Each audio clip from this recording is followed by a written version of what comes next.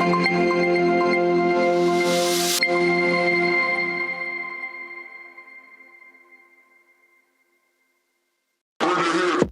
are witnessing America as a failed social experiment. How do we tell this story in a way that builds the kind of emotional momentum that colorblind ideology builds? So many young brothers and sisters of the younger generation find themselves so far removed from the best of their past. What are we going to make out of the nothing we've been given? How do you envision possibility? What's up, Tightrope community? Welcome to today's episode. So if you walked up to me on the street and you asked me, what is the Tightrope podcast all about? I was thinking, here are the things I would say.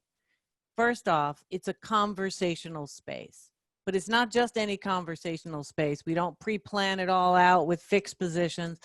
But more importantly, it's a conversational space built on two key principles, love and justice. That doesn't mean we're always in agreement, doesn't mean we don't disagree with others, doesn't mean that we don't tell hard truths, but the love and justice stand at the heart of what we're trying to do.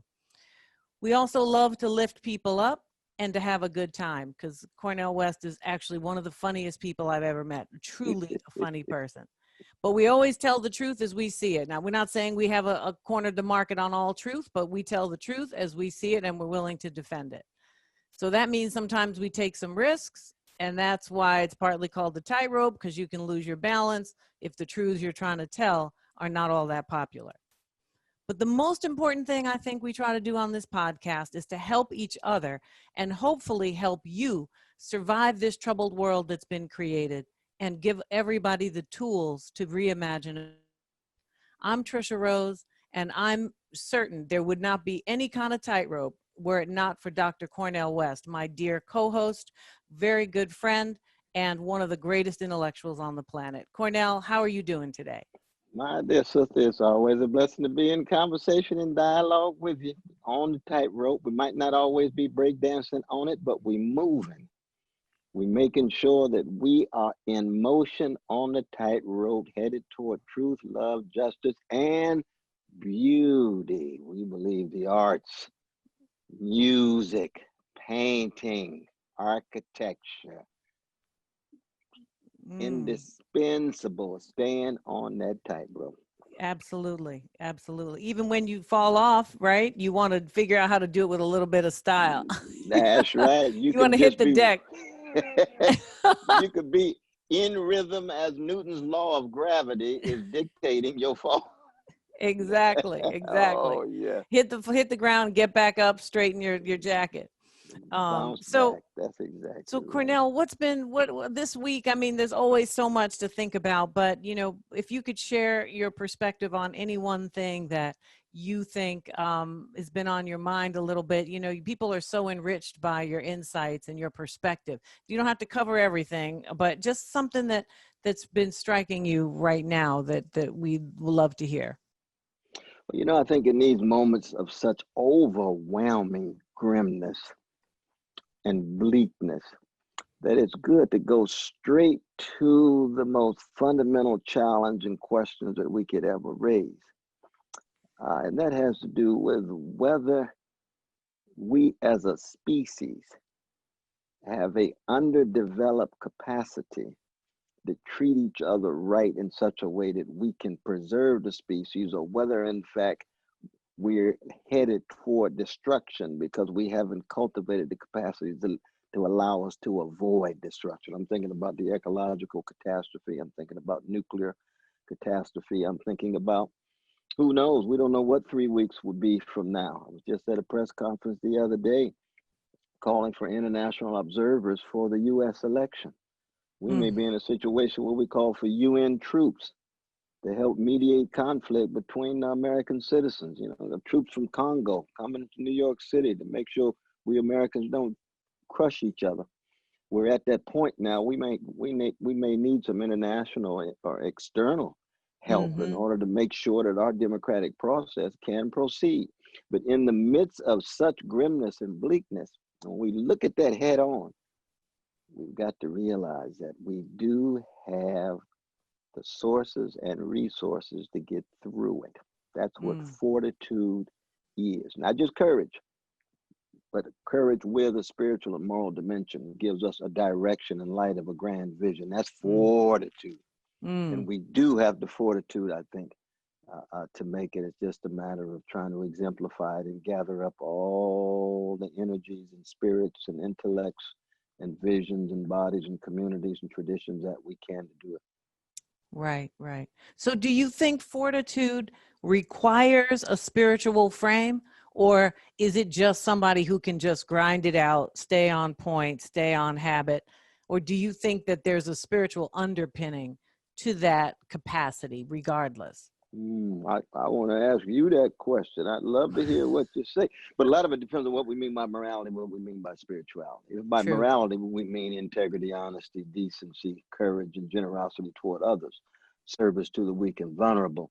And then by spirituality, we mean the use of imagination and empathy to authorize a better reality than the nightmare's reality in which we find ourselves. See, Right. that's free of dogma, that's free of doctrine. That can even be free of particular religious traditions. A lot of times religious traditions get in the way because they Mm-hmm. trump, well, I guess can't use that word no more. They make it difficult Some for people people. to love. They make it difficult for folk to imagine and use their imaginations to conceive of a better reality. But Right. when we define it in that first sense, I think it is a matter of morality and spirituality. Yeah, I Absolutely. agree. I agree wholeheartedly because that kind of fortitude to withstand the kinds of pressures and the phrase that African Americans often use, keep your eye on the prize. That Yeah. capacity requires that you're thinking of something beyond yourself, Absolutely. that you're trying to give, whether it's to your students, to your children, to the people in the world, or whether it's just sharing your art. But that broader context is part of the thing you're describing that drives people, and as a kind of a spiritual component, even if it's not formally, explicitly so. Absolutely. And beyond yourself, in a sense, it's beyond your tribe, your group, your race, your nation, your sexual orientation, your binary and non-binary identity. It's broader than all of those things. And it's Right. luring you, it's pulling you, trying Yeah. to accent better angels of one's nature. Yeah. Yeah. One of the things we're going to have to talk about when we have more time is, this question of, seeing both where people are, the categories that they may choose to define themselves, but really always searching for the things that we might all share or more of us share than not. The kind of, the tension between those two things, right? Because I really find that I'm much better in my ability to connect with people who I would otherwise have very little to say to, when I can remember that at the core, they're just as afraid, just as hungry, just as tired, just as, hopeful sometimes, just as despairing as I am. And they've added categories I can't get my head around. After that, there's another layer. I'm like, what is going on?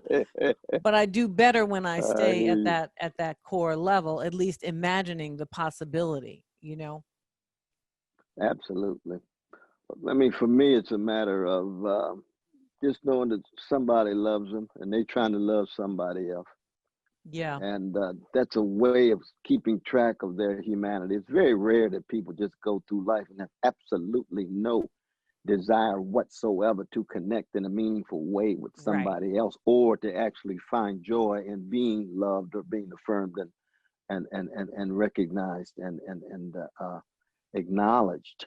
Yeah. So that at that love level, there's a deep human connection. And I would say it also relates to dogs and cats and some other sentient beings who bring such meaning to our lives, Oh, that's so true. I'm glad you said that, because we'll talk about my dog Billy when we got more time. Oh, Back in the day. Billy. Yeah, Billy Holiday, and but we left the holiday off. We just went, kept it Billy during the day. But it's a girl dog, though. Yes, Female it was dog, though.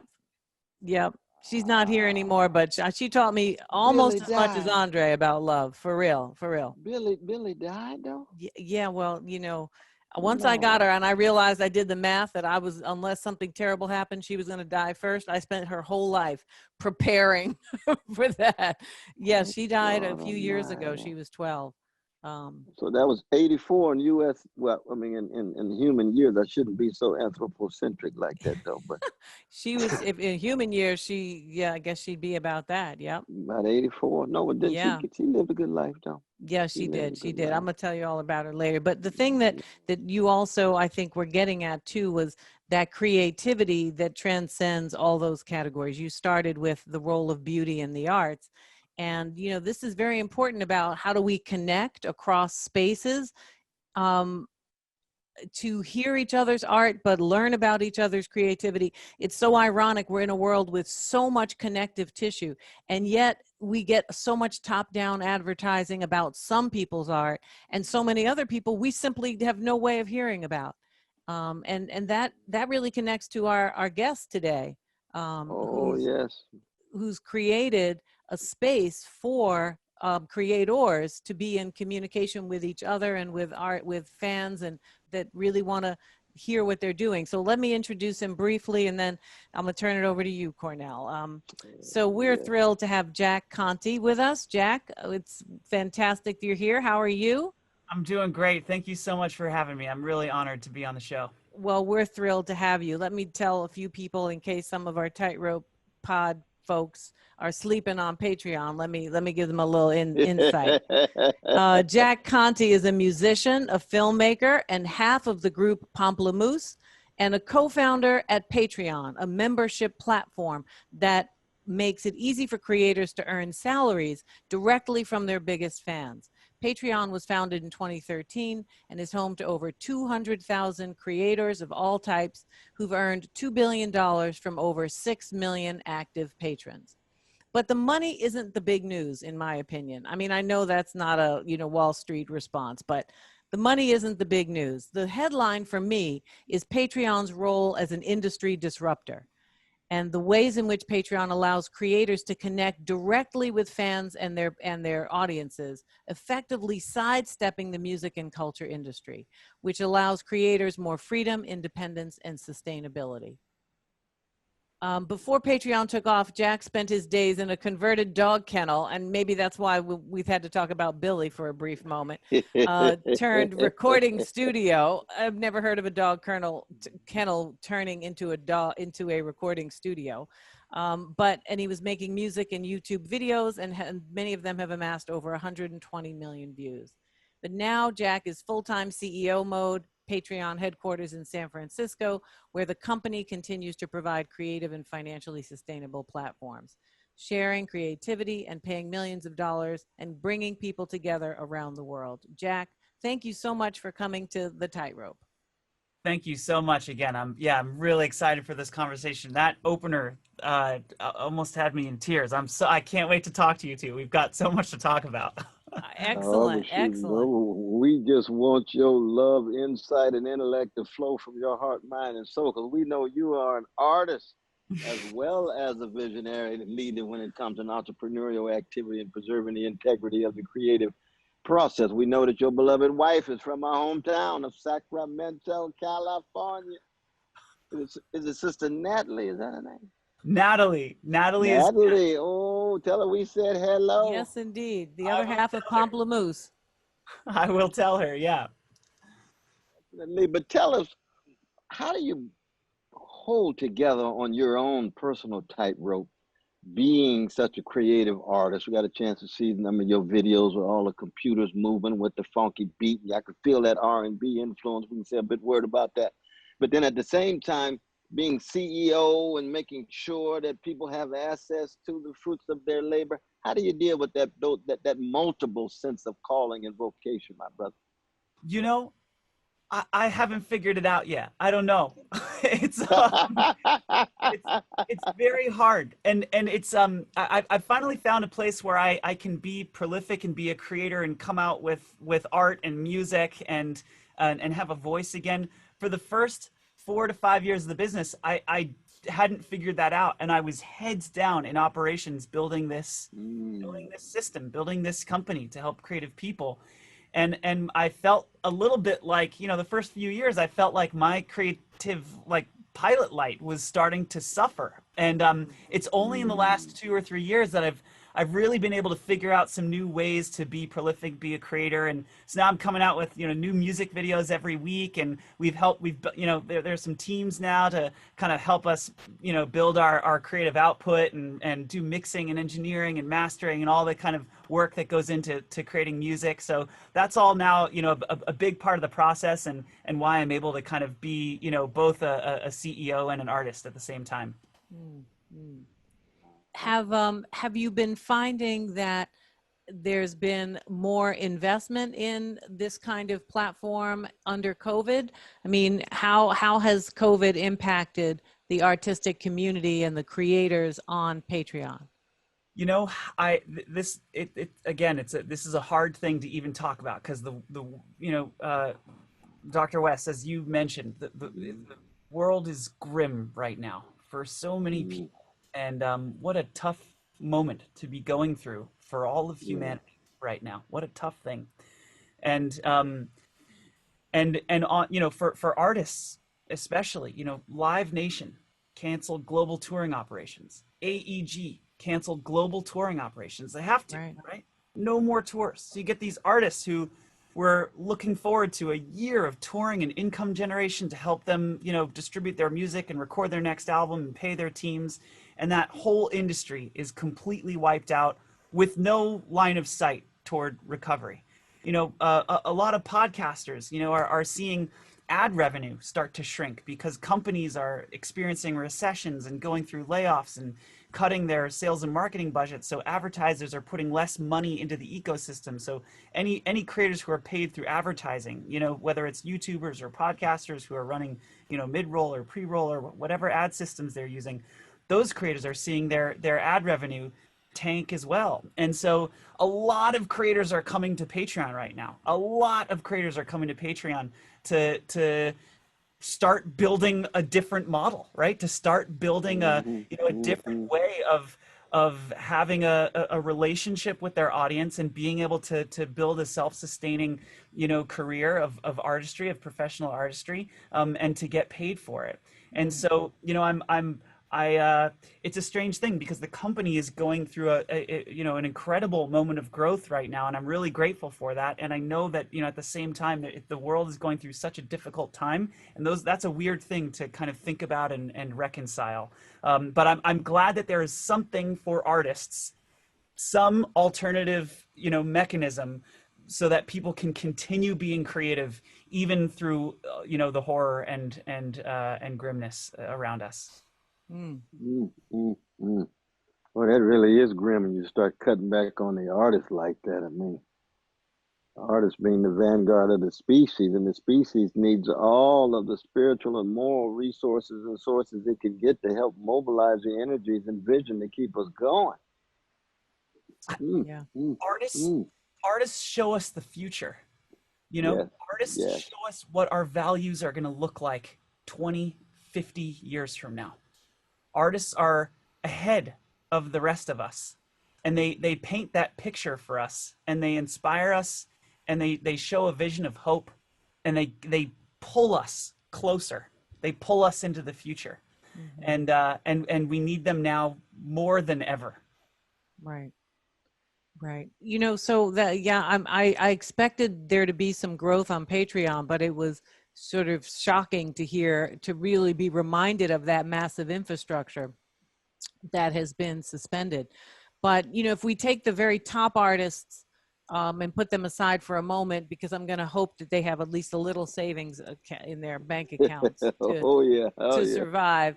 But then, you know, I'm wondering too about, you know, the growth of smaller artists and their capacity to use Patreon, but also the ways that it might be creating opportunity, not just for audiences, but for a way of shaping their careers and how they want to communicate. So can you share a little bit about how Patreon is impacting the creative presentation and vision of artists at this moment?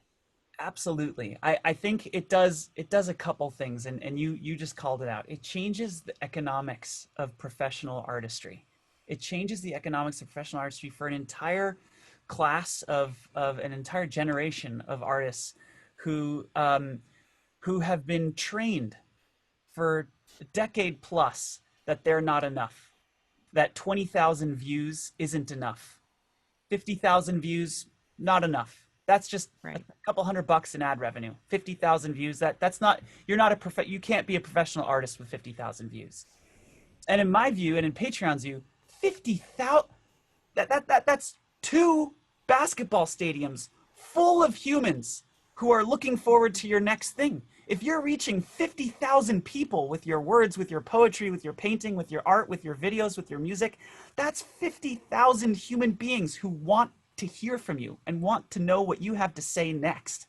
That's powerful. It's economically powerful. It's powerful for the soul. It's powerful for people. It's powerful for connection.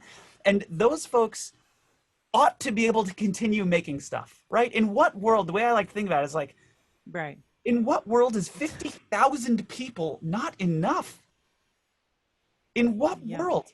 And so Patreon changes the economic system so that if you have 50,000 patrons, you can be building a massive business and renting office space and investing in your creative longevity and future.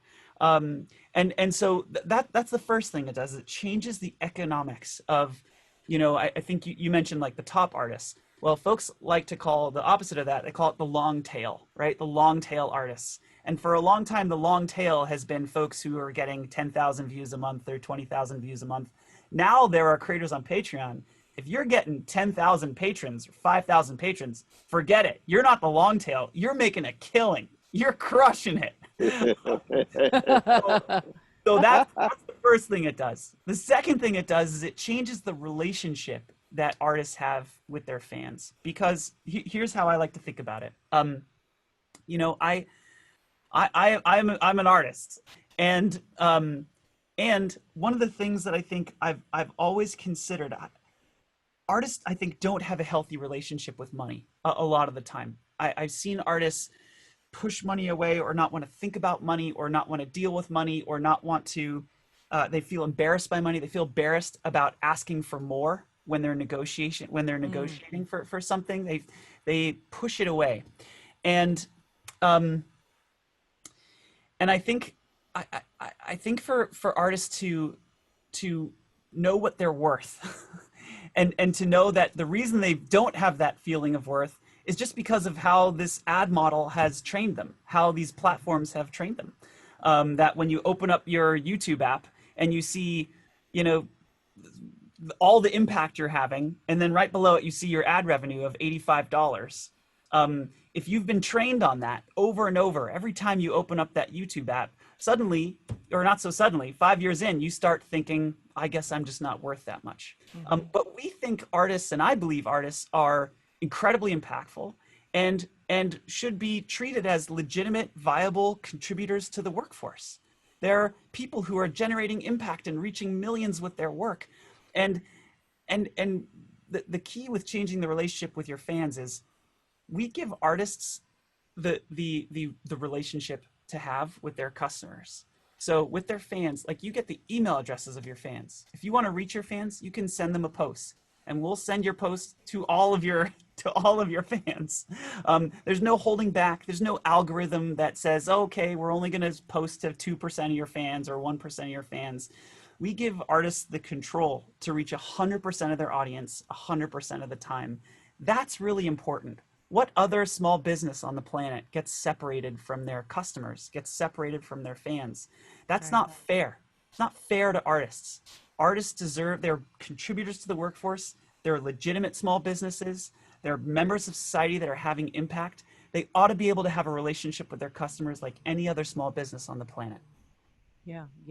Wow. Well, you make a strong case, I must say. I was thinking of some of the great artists who just died broke of the Ten Commandments financially. Rembrandt selling all of his paintings at the end. Zornell Hurston, unmarked grave in Florida. You're absolutely right about artists having a sense of calling that oftentimes has little to do with the flow of cash in their direction. But let's look at this in a Socratic way too. The gains of the Patreon model, that which I think are immense, and you just laid out a few, and I know you can go on and on. What would be some of the losses, though, brother, as an artist makes the shift from the older model that's fading to this new model? Because it seems to me every model's got certain gains and losses, as Jane has faced. It's up and down. How would you characterize the other side of it, the underside, as it were? Yeah, so we're on the tightrope here. So let's do it. Let's do it. Together. We on it together, so you're not gonna fall. You're not gonna fall now. Don't worry about that. I'm gonna give you the real stuff here. I'm gonna give you the stuff from Jack as artist, not Jack as CEO. So look, I'll offer this. There's two things. First,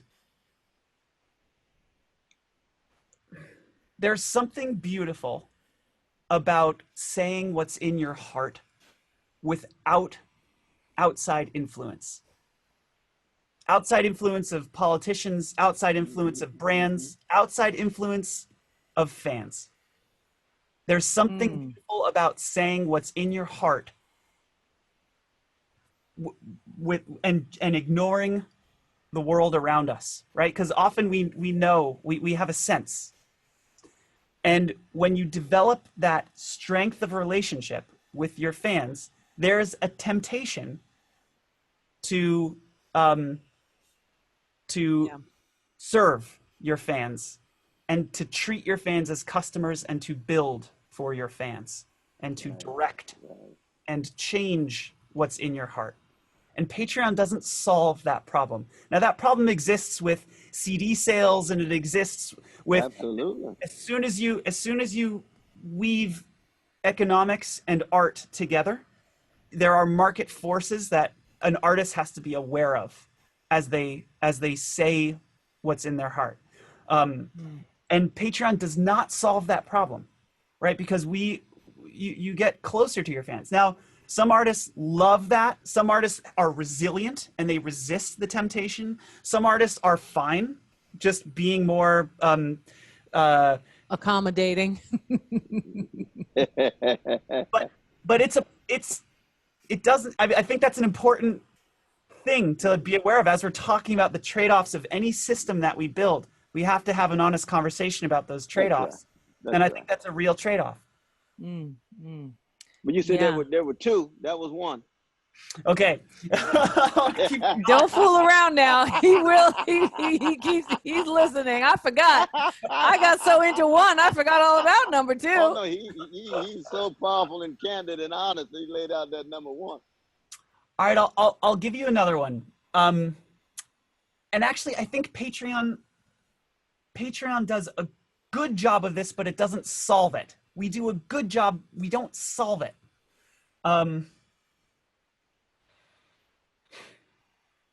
It's supply and demand. There are wonderful things about that. There are difficult things about that create problems. And if you're a super popular artist, you get paid more on Patreon. And there are great things about that. There are wonderful effects that emerge from that ecosystem, and there are difficulties with that. And you know, Patreon's system does not solve you know, some of that disparity. And I think that's worth calling out too. Now, I'm not saying that it shouldn't exist because of that. I'm just trying to have an honest conversation. I'm trying absolutely. Right. No, there's no context that's going to be perfect. Exactly. Even if it's all face-to-face, live performance, social structures are going to, you know, encourage people to reject certain artists because they're challenging things people may not be ready to hear. So there's always going to be, you know, a downside. But so are you imagining that Patreon basically in that way mirrors a little bit of the larger industry system? That is to say, those who get the most sales, just to use an old school model, are the ones who get the most power and the most influence and the most resources. And you're just saying that basic relationship is not fully disrupted at Patreon. Yes, it's not fully disrupted. It is disrupted, but it's not solved. And here's what I mean by that. There's two things. The first is this quote unquote long tail gets a lot taller and a lot longer. So more money, more power, more influence flows into what was previously considered the disempowered, right? And that's a beautiful thing. So some artists who were making $85 a month in ad revenue are now making enough money to quit their job and be full-time artists. And that is better than what it was before. Now, I'd love it if they were making even more than they're making. And we're constantly, the whole team is constantly trying to help artists get paid more and more. And I guess here's a way that I like to think about it. So we're all standing on the shoulders of giants, right? We're all trying to incrementally improve our systems around us. And I think Patreon is a net positive, a significantly net positive incremental improvement in the systems of flow of capital and artistry. And so, yeah, I guess I want to be honest about the trade-offs. And I deeply believe that it is a really important system to make the world of professional artistry substantially better. That's you make a strong case, as we said before, but we really appreciate you hitting those candid questions head on in a very soulful way. You just letting it flow. You have such a wonderful spirit about you, though, brother. I can see that Stanford education didn't snuff out any of your soulfulness, though, did it? No, I'm just kidding. I'm just kidding. Let's ask a question about how is it that you got one foot in rhythm and blues, another foot in this wonderful focus, even preoccupation with machines, man. Those robots in your videos just come out at you, man. You say, "Oh my God!" and they sounding good. The lips are moving. Tell us something about this dialectical tension that you wrestle with R&B in one sense, and then the machines and the robots on the other. What's going on in your worldview as an artist, my brother? Gosh, what a cool question. You guys ask the best questions. I love music, and I think I'm a very passionate person. I'm a passionate, excited person. I'm generally pretty enthusiastic and positive, and I believe in humans, and I believe we're gonna make it.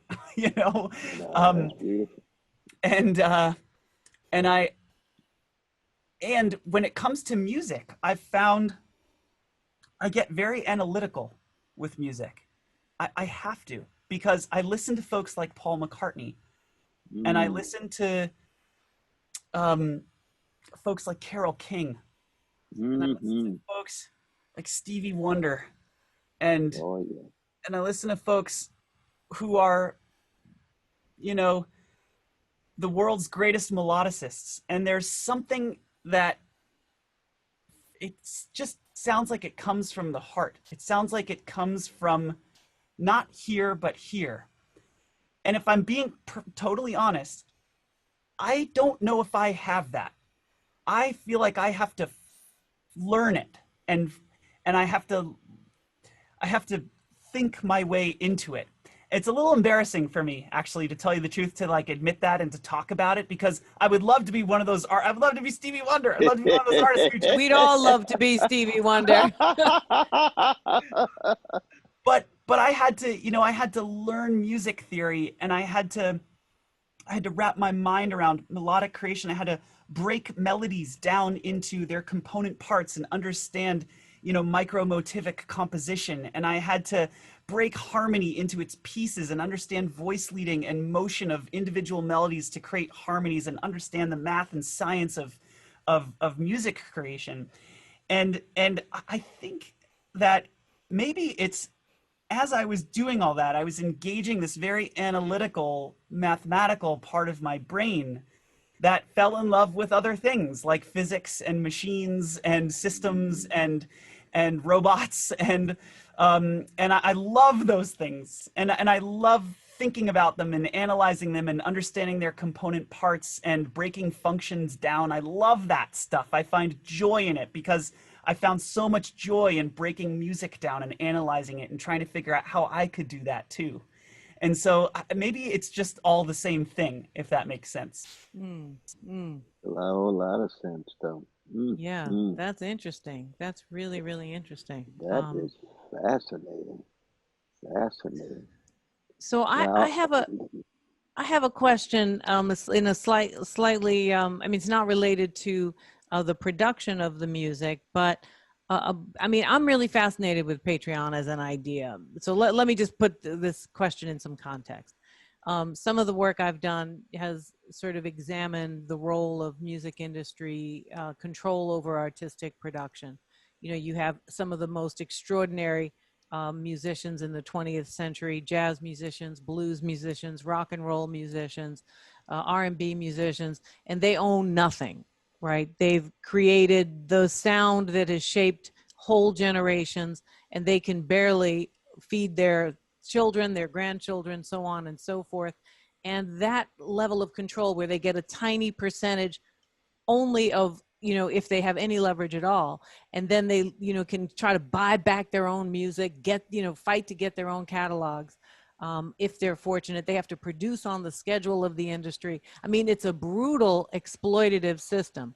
And so for me, you know, thinking about how technology can disrupt that hierarchy and allow people to get access to the fans that they want to get access to is incredibly important.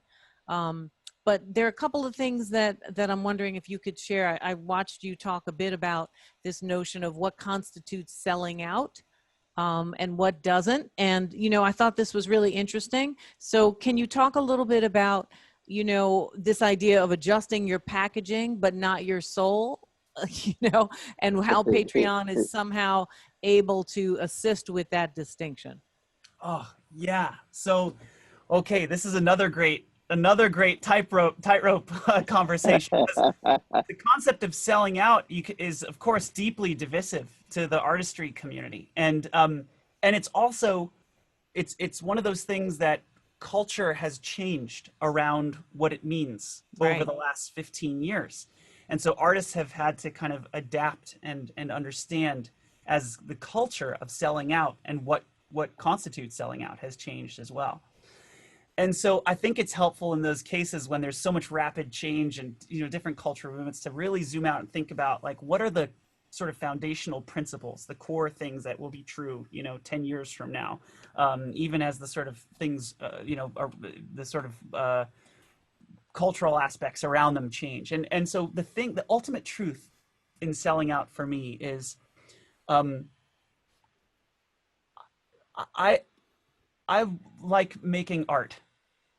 And if I can do something that helps me make more art, and if I can be compensated for that in a way that is true to my values and true to the things that I care about and matter to me, then to me, that's not selling out. Selling out is giving up in a way that forces me to do something other than art creation, something against my values. And so I'll give you an example. This is a tightrope here. This is a real one. All right, we got the safety net out for you. All right, we're ready. Here we go. 10 years ago, my band Pomplamoose got paid a bunch of money to make car commercials. Hyundai paid us money to make these car commercials. Now, on the one hand, you could say Pomplamoose took money from Hyundai. They sold out.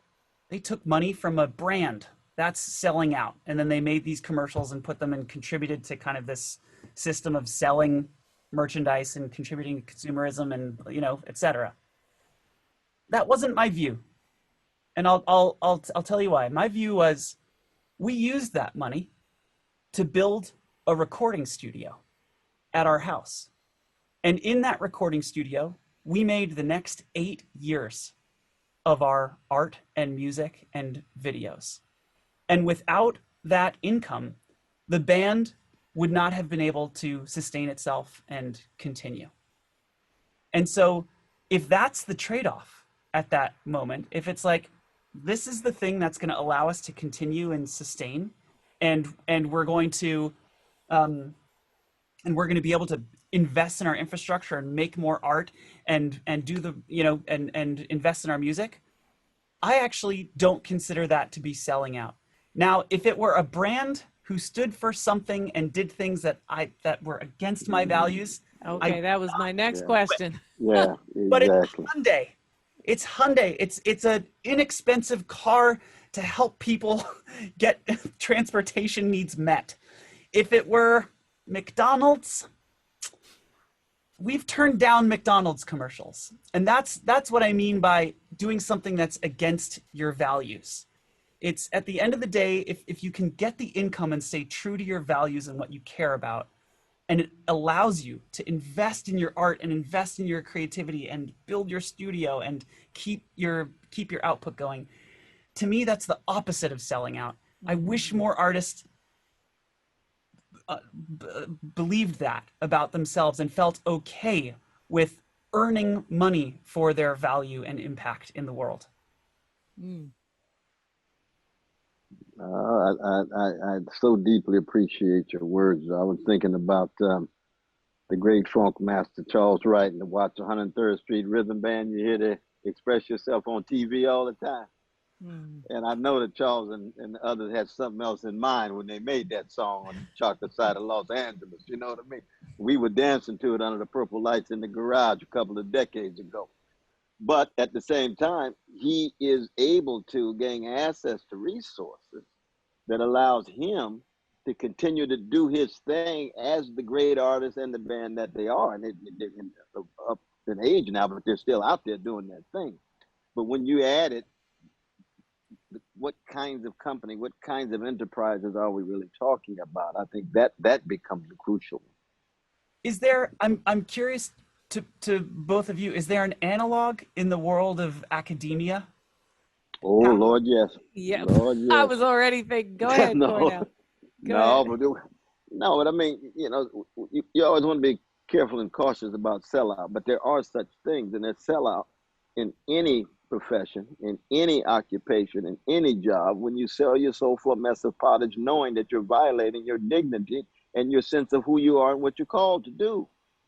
And it has effects and consequences that leave wounds on your soul, as well as effects and consequences that might be quite deleterious for people who are suffering under various, you know, institutional structural conditions.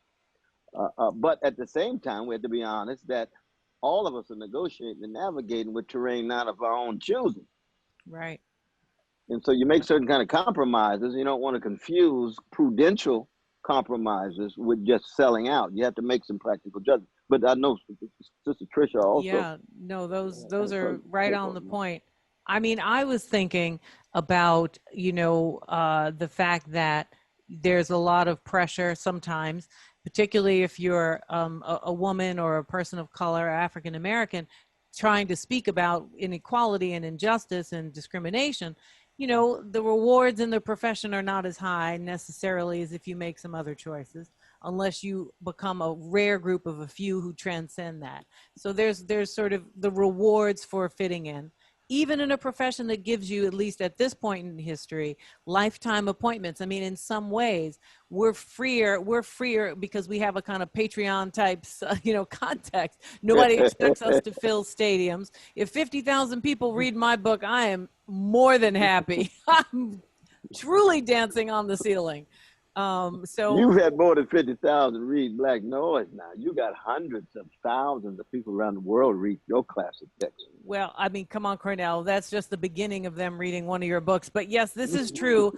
More people read it than many other books. But you know, my point, I guess what I'm saying is that there's rewards for participating in the narrow ways that support the system of higher education. And then you get critiqued. The sellout is, you know, for what you say politically, if you stand for certain things. But then there's also the, why do you teach at an Ivy League school, for example, right? Why are you, that there's a whole narrative about why don't you teach somewhere else, as if that's the only place that is going to be truly our version of an artistic, honest engagement. People have asked Angela Davis that question. I'm like, I think she done paid her dues. She can teach wherever she wants to teach. Anywhere she wants to. But so we get that all the time. And so for me, what's so great about Patreon is even in the publishing industry. I mean, if I could tell you how exploitative it is in the book industry, and the way in which they take, just like you know, musicians, they take all the proceeds. You have no idea how many books you sell. There's no bookstores to even go see if they got into a bookstore or got out of a bookstore. You have no way of checking. They take all of that, and then they don't have any reason. They have no reason. It costs them nothing. You could publish yourself on Amazon, you know, so I mean, when you really think about it, it's a very similar situation. Also on Patreon, you know, you can be a poet, you know, mixed media art, you can do some, you know, you can be a dancer, you can be a painter, you can be write a set of essays. You know, your art is not limited to these genres that have broken out. Academics are often limited, right? Unless you're Cornel West, you can do whatever you want, anywhere, for any time. Most people are sociologists. They have to follow the trends in sociology. They're a historian. They need historical methodology. If they want to break down those boundaries, whoo, Lord, they got a book about the book that breaks it down. They got to write a book before the book. For real. True. You know, part of what's happening here, So true. and again, I think this stems from a place of optimism and belief that, you know, over the long period of time here, things are getting better. You know, I believe that. I believe over the long, humans are figuring it out. And I think part of what we're seeing right now is these leftover systems from 100 years ago, from 200 years ago, that are appendages of society now, that are broken systems from a long time ago that need to be updated and fixed. And here's an example of what I mean by that. You know, this book publisher system in that whole world. You know, we only sort of, as a species, we only figured out how to record light onto pieces of celluloid paper 120 years ago. We only figured out how to record sound onto waxed cylinders around the same time, just over 100 years ago. And when we did that, the age of commercialization, of storing art on a physical object began. You know, prior to that, you know, you'd go to the theater, you'd listen to some musicians, you'd experience live music in person. After that, you could listen to the music after it happened. You could store the music on a physical object and then put it in a device in your home and experience the same music again. That's magical. That's only 100 years old. And as soon as that magic happened 100 years ago, it started system after system. Trucking companies, retail, packaging, jewel case manufacturers, record labels, hundreds of billions of dollars of architecture and systems to essentially solve one problem. Take that physical object with art on it and distribute it to the people who wanted that art. And this leftover system of book publishing is a piece of that whole architecture of moving physical objects around the world with art on them. And then about 10 or 15 years ago, digitization happened and the internet happened. And now we can be having this conversation and be connected to each other without being in the physical world. And you can make an infinite number of replicas of this conversation without any incremental cost. And the cost of digital goods has been driven essentially to zero. And none of these systems have caught up with that strange new equation. And so essentially what I think is going to happen over the next decade or two or three is all of those old systems are going to be replaced by new ones that account for an age of lack of scarcity, infinite replicability and the digitization of art. We're at the very beginning of that as a species. The very beginning. No wonder it's such a shit show. Sorry, I don't know if I can swear, but you know what? Oh, yeah, absolutely. Yes. Like as a species, we've only been connected to each other around the globe for a decade. There's 100 years of architecture and systems design that it needs to be reworked. It's going to take a while. Like, let's give us some time to figure it out, you know? Yeah, No, yeah. Go ahead, Cornel. Sorry. No, I tell you, Brother Jack, you just kind of turning me upside down here. I usually try to keep track of the night side. I see this fascism, I see this manipulation and domination, exploitation, and the creativity and the resilience. But you're talking about the breakthroughs, technologically, digitally, and so forth, that could maybe bring critique to bear and open up some democratic possibilities. Is that part of your vision? Oh my goodness. That's the core of it. The fact that like for an artist to have the same business infrastructure, for an artist with 1,000 fans to have the same business infrastructure as Taylor Swift. Oh yeah, that gets me fired up. Yeah, I hear you. That's a beautiful world.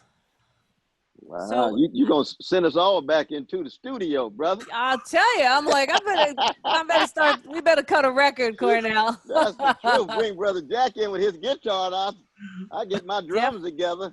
Shoot. Definitely. I mean, you know, I think that everything you say is true insofar as these are the real possibilities that are in front of us.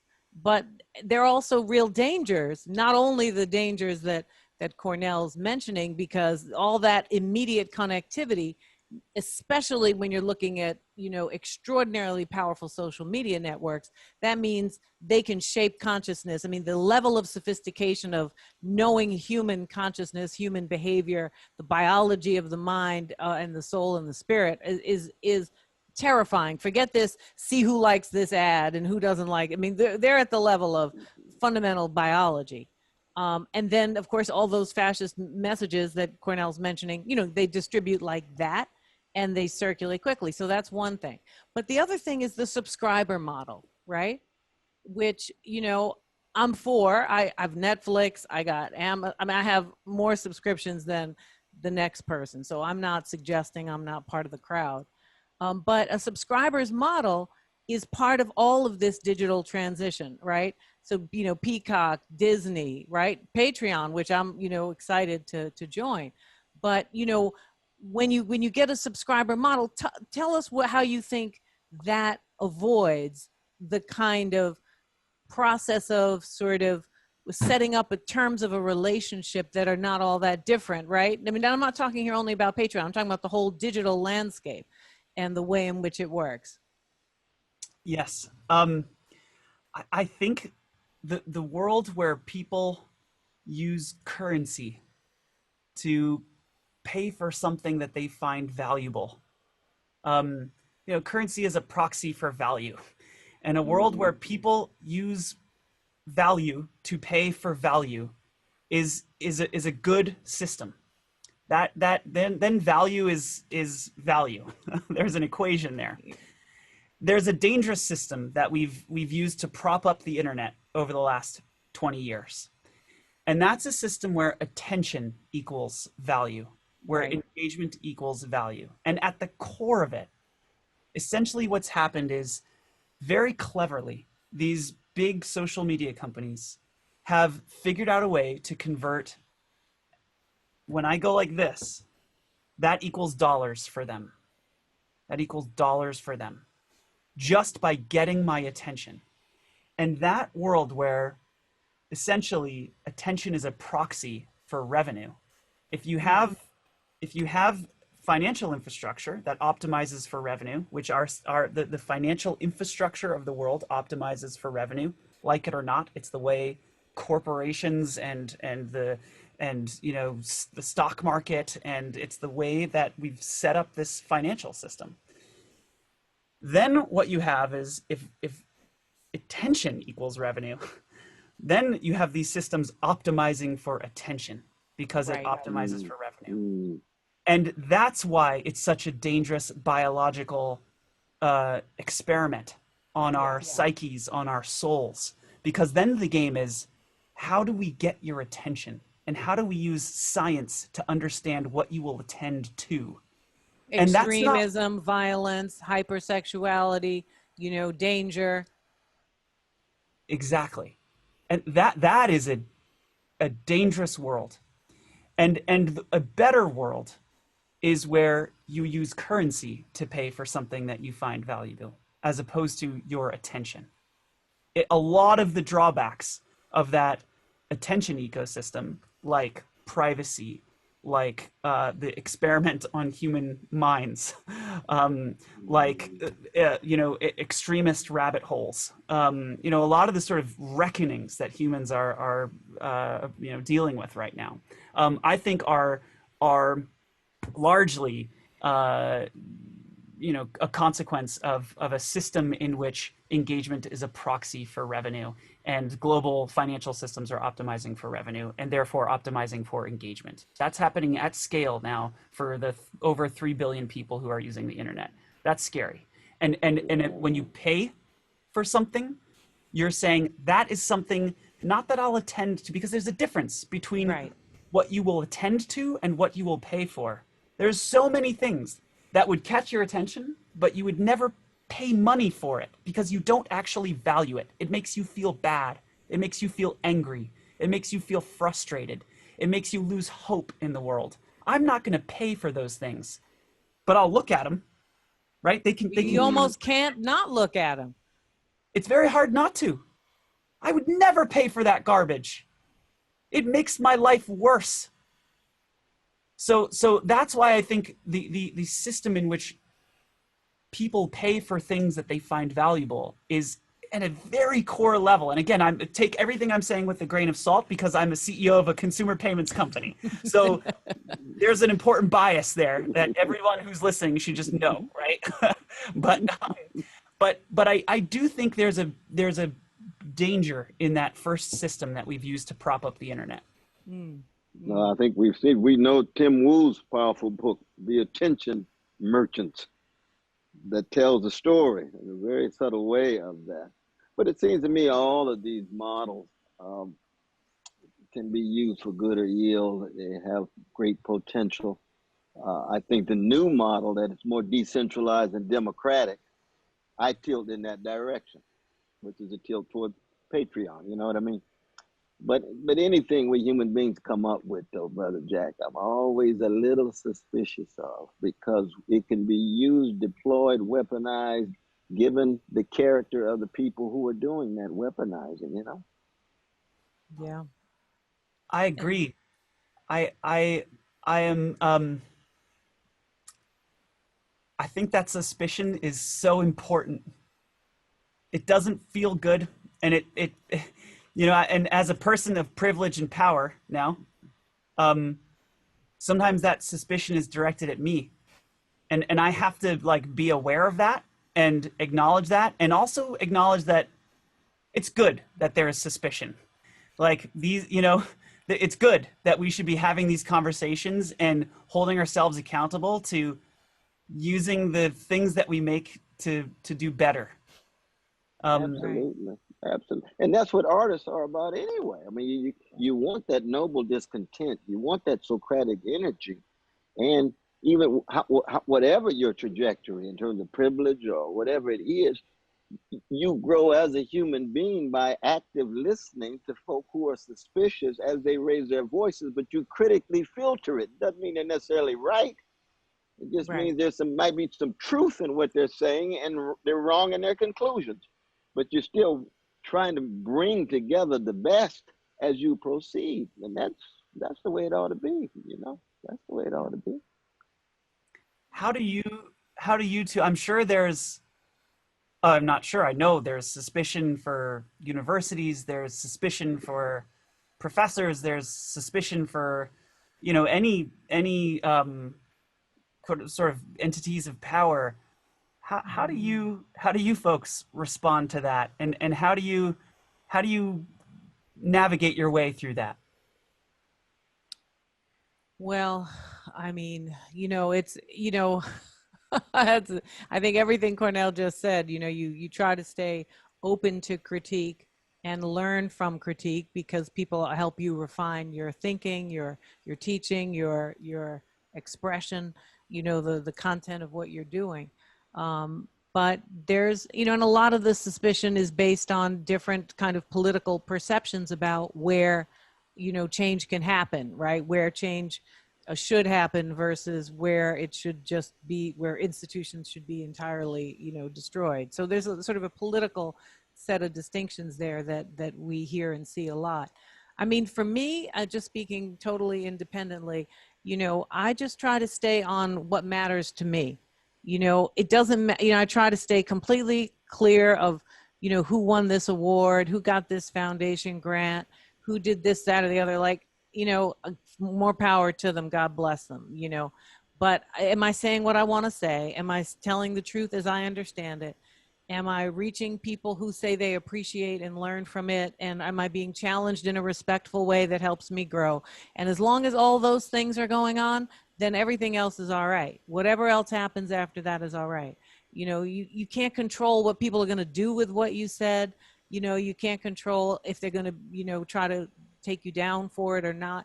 You can't really control any of that. You just have to me, it's about staying true to what matters to you. I mean, there's no reason for me to be, and I remember this, I don't think I told you this story, Cornell, but when I was trying to figure out, should I go get a PhD or should I go to law school? I don't come from any money whatsoever. My dad was a bus driver. My mom, was a secretary. And, for me, it was like, I got to make some money. I can't end up, exactly where my father didn't spend all this time sacrificing for me to end up as broke as everybody else. Like I've gone to Yale, I should do something with it.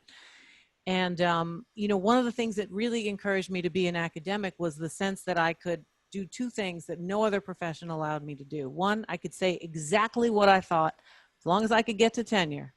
I could say exactly what I thought whenever I wanted at any time to anybody, as long as I wasn't disrespectful and harming people. I'm talking about, saying uncomfortable truth. And the second thing was I could largely control my time. And those two things mattered a whole lot to me. And there's no other profession that you can do that. And so for me, all the flaws that go on, that was very important. And it continues to be important. But you have to choose. It's someone like Cornell, who's just been a titan example for me of this truth. Always saying even when a lot of critique comes his way, saying exactly what he believes to be true. And he's, as far as I'm concerned, he's usually doggone it right, And that, just that as an inspiration, I think has been very powerful for me. No, I'd say ditto too. She's talking about genuine humility. She's talking about an intellectual and moral tenacity, but also finding a joy in her calling and what she's doing. And the conclusion is right where we started with the artist. Don't ask anybody's permission as to who you love, how you laugh, what your witness is. You can be wrong. You try again, fail better. But you got to be free. Right. And that freedom is just so important because it generates its own kinds of hope. Sometimes that hope is a consequence of your free action, your free thinking, rather than before. Right. Sometimes the vision is a consequence of you don't even know what your vision is. You find out what it is. Get in the phone, get in the mess, get in the studio, play your guitar, Brother Jack. Let Sister Natalie sing her song.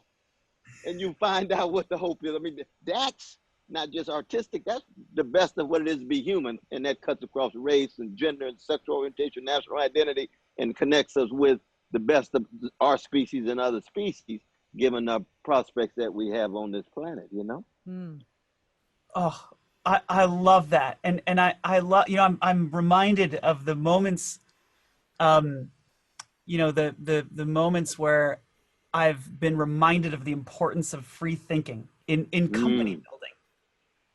It's important in life. It's important. I think it's important in everything. Free thinking. Absolutely. What's right for me right now, given the information I have, the context I'm in, because I'm a unique person in a unique situation. and I can read this and I can read that, and there can be an article on this, and that person has an opinion, but what do I think and what's right for me, given where I am? I've learned that lesson over and over again. I'm afraid I'm going to have to keep learning it over and over again. But it is such, if I had one takeaway for company building or artistry or any of that, it's the importance of free thinking for yourself, forming your own opinion. Absolutely. Yep. It's a real gift if you can cultivate it, and that independent free thinking is always done in community. I mean, it's right, absolutely. because it sounds individual, but we're reading someone else, we're learning, we're building a company, that's people, we're teaching students, they're teaching us. It's about how to be a free individual thinker in community, which is an important sort of bumper system, right? To know that we're part of something bigger than ourselves all the time, Absolutely. And it's a community of the dead. Because there's a bigger community of the dead than there are those of the quick, and we got so much to learn from those voices from the grave and from the dead, and the legacies, the witnesses. Sometimes they're not known as well, but we lifting every voice. That's the anthem of Black people, right? Lift every voice. That means we're going back to get Sunhouse's voice. We're going all the way back to get the spirits. We're going all the way back to hear the Jewish brothers and sisters singing in the Warsaw Ghetto. We're going back with the flamingo. We're going back to Rebetiko. We're going back to landless peasants. We're going back to indigenous peoples. All of those voices, past, present, and future. Man, that just feels like I don't want to mess up this amazing climax. This is where we just drop all the lights and the mic and close down the shop and get the key and whatnot. He's about to drop the actual mic. Oh, man, Brother Jackson. Let it go. This has been fantastic, Jack. We're so magnificent, man. Really. Oh, so wonderful talking with you. To tell you the truth, I was having a tough day, and hearing the way you think about the world is it's so beautiful and inspiring. And thank you so much for having me. This has been such a wonderful thing for me. Well, we salute you and Sister Natalie, though. Both of you are a dynamic duo, I'm telling you. Yep, for sure. And we look forward to having you another time, and we look forward to being a part of Patreon. It's an amazing platform, and we think it's the coolest thing, and we hope we can do all what we do to the best of our ability to help this world get on its feet, get healed up, and moving in the right direction. Welcome. We are psyched to have you. All right. Well, it's great to see you here, and come back anytime. Thank you for joining us on the Tightrope, Jack.